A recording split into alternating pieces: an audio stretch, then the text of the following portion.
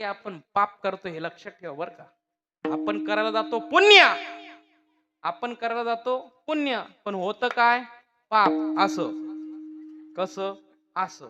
हा, मग एवढं लक्षात ठेवा की जेणेकरून जर आपल्याला भक्ती जर व्यवस्थित करता येत नसेल तर करू नका, करू नका.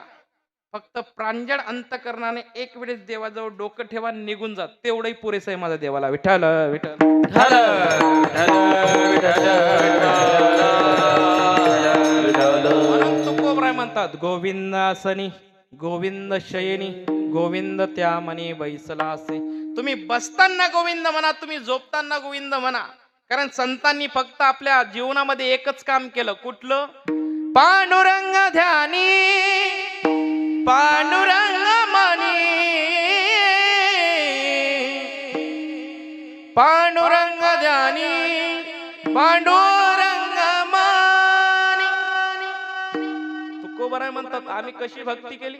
जागृती स्वपनी पांडुरंग, जागृती स्वपनी पांडुरंग, पांडुरंग ध्यानी पांडुरंग मनी, पांडुरंग ध्यानी पांडुरंग मनी.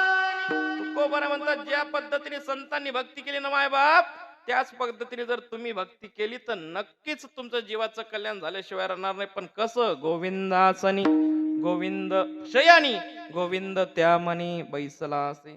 तुकोबरायना तो साधक विचारतो, तुकोबराय हे तर खरंय की जे वैष्णव असतात ती देवाची पूजा करतात, पण नेमकं वैष्णव दिसायला कसे असतात ते अभंगाच्या तिसऱ्या चरणातून सांगतात. ऊर्ध्व पुंड्व भार ऊर्ध्व पुंड्र भार, ऊर्ध्व पुंड्र भार ऊर्ध्व पुंड्र भार, ऊर्ध्व पुंड्र भार ऊर्ध्व पुण्य भार, ऊर्ध्व पुण्य भार ऊर्ध्व पुण्य भार, ऊर्ध्व पुंड्र भार ऊर्ध्व पुंड्र भार, ऊर्ध्व पुंड्र भार कंठी शोभे माळ,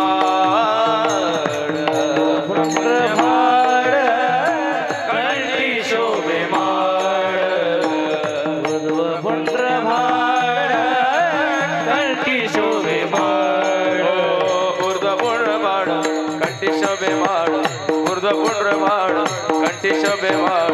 कापीचे कडी काढता या भेणे तया भेणे, गोविंद आसने गोविंद शयने, गोविंद आसने गोविंद शयने.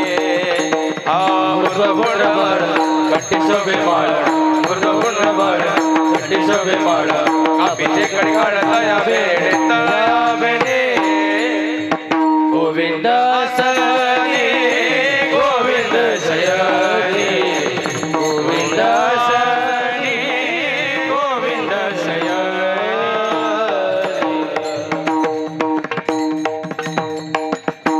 वा, गोड लय गोड गोड बर का. ऊर्ध्व पुंड्र भाड. वाजवा ना टाळी, सांगायला लागतं मला. तुम्ही जर टाळी वाजवणार नाही तर एवढं सुंदर गायन ते करणारच नाही. आणि अजून आपल्याला 5 दिवस काढायचे. विठ्ठल विठ्ठल विठ्ठल विठ्ठल विठ्ठल. ऊर्ध्व पुंड्र भाड कंठी शोभे माड, कापी जे कडे काढत या भेने. तुकोबराय म्हणतात की आमची जे वैष्णव आहेत ते विष्णूचे दास आहेत. तदनंतर ते तर काय करतात? भगवंताची पूजा करतात, भगवंताची आराधना करतात, गोविंदाचं स्मरण करतात, गोविंदाचं नामचिंतन करतात. म्हणून आम्ही त्यांना वैष्णव म्हणतो.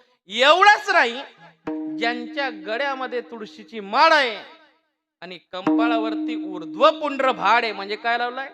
टीका लावलेला आहे, चंदनाचा टीका लावलेला आहे. आणि असे जर असतील तर त्यांना आम्ही वैष्णव म्हणतो. त्यांना आम्ही काय म्हणतो? वैष्णव म्हणतो. कारण ही वैष्णवाची लक्षणं आहे. जसं मच्छिंद्रनाथांना हेच मच्छिंद्रनाथ आहेत. हे कशावरून?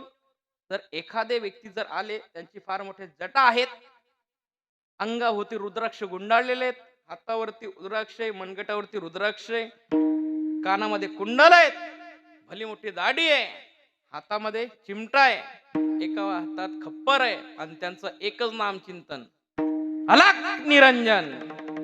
असं जर एखादा व्यक्ती जर आला तर आपण त्यांना काय म्हणू? काय म्हणू? नाथराय आले बा आपल्याकडे. कोण आले? नवनाथांपैकी कुठले तरी नाथराय आले. कारण त्यांचं एकच आहे. बघा एक गाणं फार फेमस झालंय आता. बंगाली बंगाली बाबा बोलतो बंगाली. ओके नाही? नाथ महाराजांचं गाणं फेमस आहे मायबाप. पण ते येतं की नाही येतं काय माहिती. नाथरायांची कृपा आहे.